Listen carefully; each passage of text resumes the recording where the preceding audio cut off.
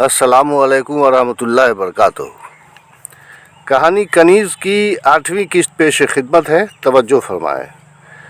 मुजरा के लिए तैयार हो रही कशिश बानो के कमरे में अपने चेहरे पर नाराज़गी लिए हुए जमीला बेगम ने दाखिल होकर कहा, तुम्हें बेहद मुतमईन देख रही हूँ कशिश। कुछ फ़िक्र भी है कि आज खिलाफ मामूल इस वक्त तक कनीज़ कहाँ गायब है? घर वापसी में तो कभी उसे इतनी देर नहीं होती थी। कशिश एक बारगी चौंक पड़ी। वाकई मैं बिल्कुल बेनियाज थी खाला जान।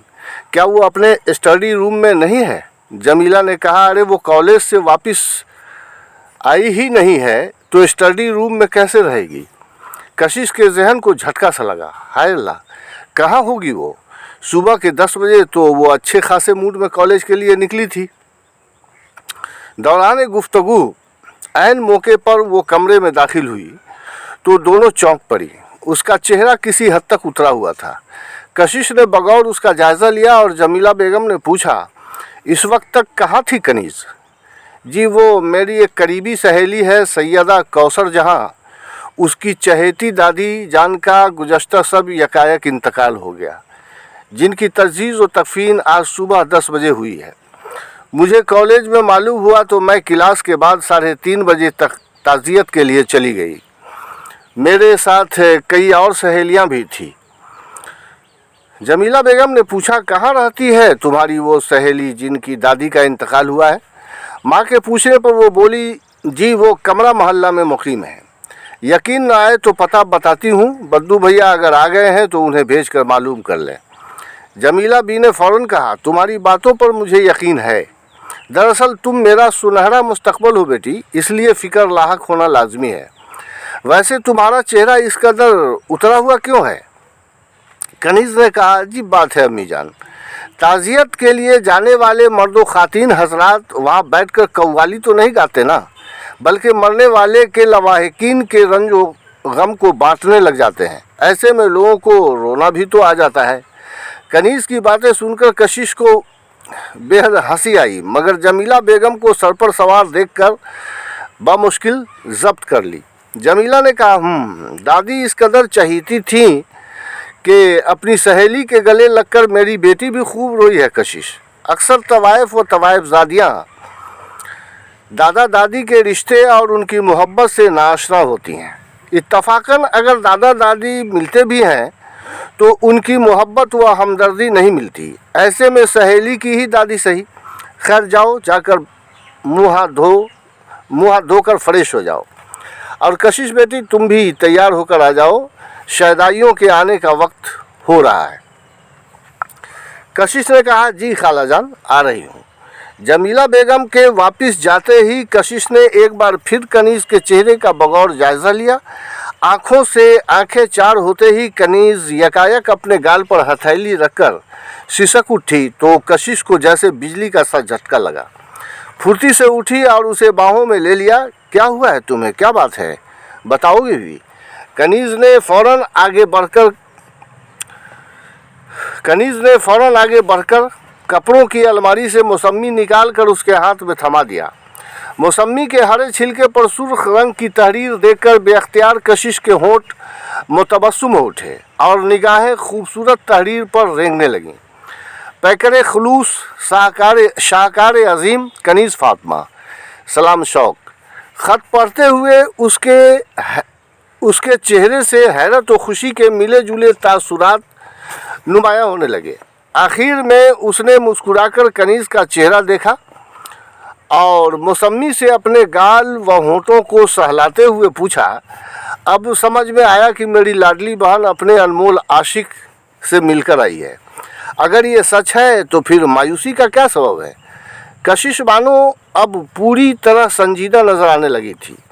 कनीज़ ने आगे बढ़कर अपना चेहरा कशिश के सीने में छुपाते हुए गुलूगीर लहजे में कहा, आपी मैं उनकी मोहब्बत को ठुकरा कर चली आई हूँ। मैं पागल हो रही हूँ, मर जाऊँगी मैं। उसकी बातें सुनकर कशिश को ज़बरदस्त झटका लगा। उसने हैरत से पूछा, क्या बक रही हो कनीज़ तुम? ऐसा क्यों किया? ये तो बिल्कुल ही नामाकूल बातें बता रही हो तुम। उसी लम्हा जमीला बेगम के पुकारने की आवाज़ सुनाई पड़ी और साथी साजिंदों ने भी अपने अपने साजों को छेड़ दिए थे। लिहाजा कशिश ने कहा, ये तो तरद्दुद आमेज बातें बता दी है मुझे तुमने कनीज। खैर, अब मैं मुजरे से वापस आकर बातें करूंगी, तुम जाकर पहले फ्रेश हो लो। बारसूरत कशिश तैयार थी ही दिलो दिमाग में एक अजीब सी खलिश लिए मुजरा हाल तक जाने वाली राहदारी पर बढ़ने लगी और कनीज गुस्ल खाने में जाकर मुंह हाथ धोने लगी। फिर खुद से चाय बनाई और हल्की हल्की चुस्कियों के साथ सोचने लगी कि उसने क्या अच्छा किया और क्या बुरा। अगर अच्छा किया है तो बार बार उसका दिल कचोके क्यों लगा रहा है, और बुरा किया है तो फिर उसका अंजाम क्या होगा। ऐसे में तस्करान के कहे हुए कुछ अल्फाज भी उसके जहन पर हथौड़े की तरह बरसते रहे थे। उधर कशिश ये सोच रही थी कि कनीज़ की बेइतनाई से दिल आज़ारी के सबब मुमकिन है अजनबी साहबजादा अपना गम गलत करने कोठे पर आ जाए, क्योंकि कनीज़ के रवैये के सबब वो खुद भी बेहद फ़िक्रमंद व उदास थी। लिहाजा ऐसे में हर आशार व गज़ल गाते हुए बार बार उसकी बेचैन निगाहें सदर गेट की जानिब उठती और पर्दे पर जाकर ही अटक जाया करती थीं। उसे उसका शिद्दत से इंतज़ार था। उधर कशिश जैसे ख्यालात के सबब कनीज़ खुद भी चुपके से हाल में झांकती रही और कमरे के मेन गेट से निकलकर भी हर तरफ दूर दूर तक सड़कों पर निगाहें बिछा देती, लेकिन हर बार उसे मायूसी ही हाथ आ रही थी। आखिरकार रात के 10 बज गए मगर वो नहीं आया। वैसे भी वो एतवार का एतवार ही आता था, शायद ही दूसरे दिन कभी आया हो, मगर इतवार को अभी 2 दिन बाकी थे। बारसूरत मुजरा के बाद कशिश जब खुद फ्रेश हुई तो देखा बेवा मुलाजमा कुरैशा खातून खाना बनाकर अपने घर जेल रोड वापस जाने को तैयार खड़ी थी। कशिश ने उसे 2 कप चाय बनाकर लाने को कहा तो वो मुस्कुराकर बोली, अब तो खाना खाने का वक्त हो चुका है बीबी, और आपको चाय की तलब हो रही है। कशिश ने अपनी पेशानी सहलाते हुए कहा, आज मूड कुछ ठीक नहीं है भाभी, इसीलिए तकलीफ़ दे रही हूँ। कुरैशा चौंक पड़ी। अरे नहीं कशिश बीबी, ऐसा क्यों बोल रही हैं आप, अभी लाती हूँ ना। ठीक है प्यारी भाभी, और हाँ, वो जो बद्दू मियाँ है ना, उन्हें भी पूछ लीजिए, अगर वो भी पीना चाहे तो हाल में ही ले जाकर दे दीजिएगा, वरना 2 लोगों का खाना टिफ़िन में डालकर दे दीजिएगा, वरना आज वो फिर किसी दीवार को फलांगने की कोशिश करेगा बदनसीब। कुछ लोग खुद अपने ही हाथों नसीब बिगाड़ लेते हैं। अगर खाला जान चाहे तो उन्हें भी खाना खिलाकर ही जाने की कोशिश कीजिएगा। हम लोगों के लिए थोड़ा छोड़ दीजिएगा, बाकी आप लेकर चली जाना, हम बाद में खा लेंगे। ठीक है बीबी कहती हुई वो बाहर चली गई तो कशिश फर्श पर कनीज़ के सामने बैठती हुई बोली, हाँ बेबी कनीज़, अब तुम शुरू हो जाओ। बहरहाल कनीज़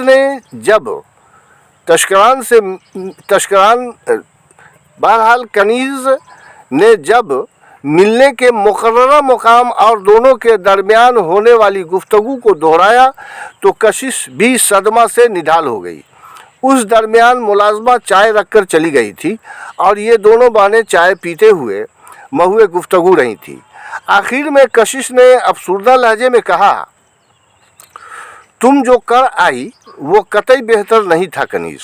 उन्होंने जिस तरह के अल्फाज का इस्तेमाल किया उसे तुमने बखूबी याद रखा है, लेकिन उस पर अमल करने की कोशिशों से पीछे हट गई।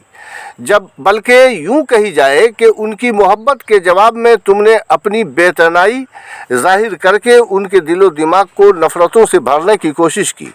फिर भी उन्होंने बुरा नहीं माना। उनकी बातों से उनका हौसला, उनकी इल्तजाएं और उनके बुलंद हौसले का पता मिला। बावजूद इसके तुम सख्त जान लड़की अपनी ज़िद पर कायम रही। तुम्हारे ही मुताबिक किस कदर हमदर्दी का हकीकी मुजाहरा किया है उन्होंने, ये कहकर कि अब देर मत करो कनीज़, जाओ घर चली जाओ, मुमकिन है तुम्हारी अम्मी जान बेचैन हो रही होंगी। उनके ये अल्फाज कि मेरी ज़िंदगी की ये पहली नाकामी मुझे घुट घुट कर जीने पर ही क्यों न मजबूर कर दे, मैं तुम्हारी मर्ज़ी को काबिले एहतराम समझ कर ज़ब्त कर लूँगा। वाकई ख्वाबों की कोई ताबीर नहीं होती है। या अल्लाह, किस कदर वो अपनी मायूसी और बेबसी जाहिर कर गए, लेकिन तुम पिघल नहीं सकी। चुनांचे छत को घूरती हुई कशिश मजीद बड़बड़ाई, काश तुम्हारी जगह मैं होती कनीज। अंदर ही अंदर कनीज का दिल सिसक उठा था, क्योंकि कशिश की आंखें भी भर आई थीं। बहरहाल अलग अलग दोनों बहनों के जहन काफ़ी देर तक तरह तरह के ख्यालात के ताने बाने से उलझे रहे। जब दीवार घड़ी ने 12 बजने का ऐलान किया तो कशिश एक तवील सांस लेकर बोली, चलो उठो कनीज, थोड़ा थोड़ा खा लिया जाए। अब तो इतवार की शब का ही इंतज़ार करना होगा।